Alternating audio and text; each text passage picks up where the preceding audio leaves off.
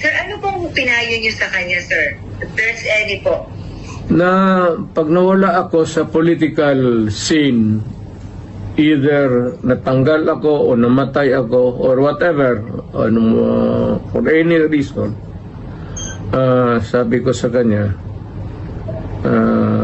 hiningi ko na sa Pilipinas na tulungan ka pagdating ng panahon mo. At tumakbo ka ng presidente.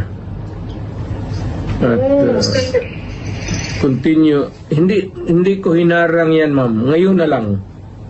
Of late. Because I think I'm pretty